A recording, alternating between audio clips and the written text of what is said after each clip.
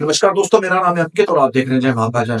इस वीडियो को अंत तक देखिए ताकि आपसे कोई जानकारी मिस ना हो। इस वीडियो को लाइक भी कीजिए। एक तरफ जहाँ पे ईरान और इसराइल की लड़ाई हो रही है, यूक्रेन और रशिया की लड़ाई हो रही है, वहीं पे भारत के हाथ लगा है जैकपॉट। ऑयल रिजर्व्स में लगे हैं हाथ अंडोमान निकोबार सी के अंदर, और ऑर्डिनरी ऑयल वेल्स नहीं मिले, एक मैसिव डिस्कवरी पाई गई है। ऐसा कहना है एक्सॉन मोबिल लिमिटेड कंपनी की, जो one of the top oil drilling companies है वर्ल्ड की। भारत थर्ड नंबर का इंपोर्टर है अमेरिका और चाइना के बाद। 85% नेचुरल गैस और ऑयल हमारा आता है मिडिल ईस्ट से। अपनी डोमेस्टिक नीड्स को पूरा करने के लिए $242 बिलियन तो हमने इसी मार्च में भी दिए हैं। आज की डेट में जिसके पास तेल है उसी की दादागिरी है। हरदीप सिंह पुरी पेट्रोलियम मिनिस्टर और नेचुरल गैस मिनिस्टर है, उन्होंने कहा है ये ऑयल रिसोर्स भारत के लिए एक गेम चेंजर साबित होंगे। सबसे क्रिटिकल बात उन्होंने की है, वो कहा है कि we can see the green shoot coming out of the Andaman Nicobar sea, जाने की थोड़ा थोड़ा तेल निकलना शुरू हो चुका है। अब आशंका ये जताई जा रही है क्रूड ऑयल डीप वाटर में भी मिलेगा और शैलो वाटर में भी मिलेगा। शैलो वाटर वो होता है जहां पे डेप्थ कम होती है।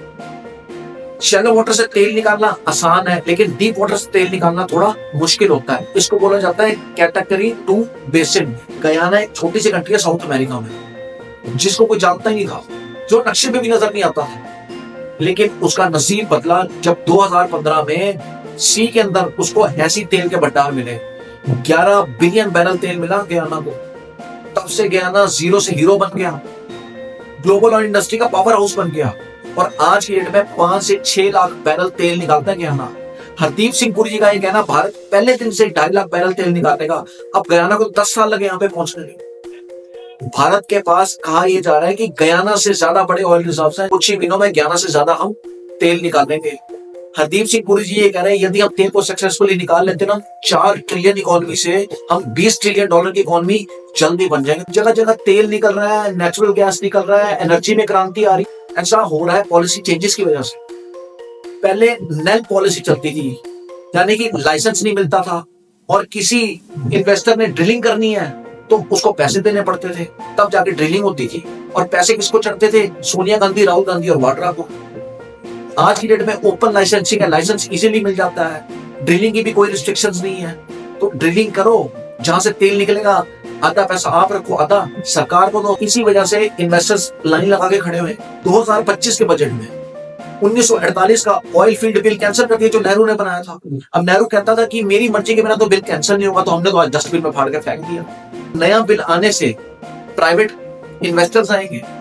दूसरी ओर ऑनलाइन जो कॉन्ट्रैक्ट है वो इजीली मिल जाएगा, लाइसेंसिंग की दिक्कत नहीं होगी। जैसे मैंने आपको बताया, नए फ्यूल जैसे कि हाइड्रोजन, सोलर, विंड, उनको ऐड किया जाएगा।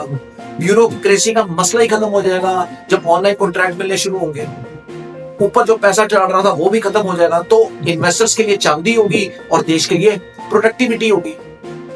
इसी वजह से भारत के अंदर 500 से ज्यादा जगह ड्रिलिंग हो चुकी है, और आशंका जताई जा रही है 100 जगह तो तेल पाया जाएगा। गयाना के अंदर 45 जगह ड्रिलिंग हुई है, लेकिन एक ही जगह तेल निकला है। भारत की अगर मैं बात करूं, यूपी बलिया डिस्ट्रिक्ट, वहां हाइड्रोकार्बन रिजर्व्स मिले हैं।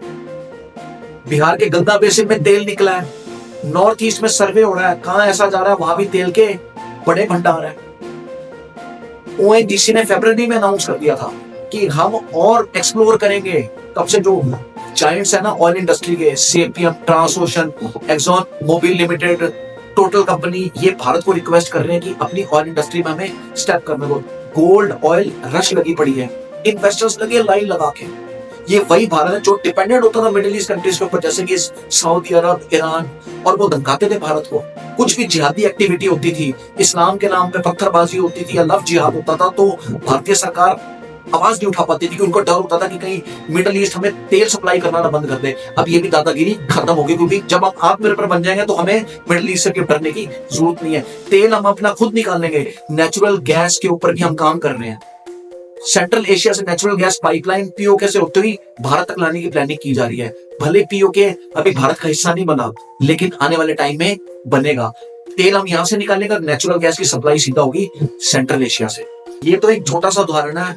100 जगह तो भी और तेल पाए जाने की शंका है, और ओएनजीसी में तो ठेके में जमीन लेगी और एक्सप्लोरेशन होगी। ना ही केवल तेल को लेके, जितने भी रिजर्व्स हैं, चाहे वो गोल्ड हो, यूरेनियम हो, टाइटेनियम हो, उसकी भी खोज की जा रही है।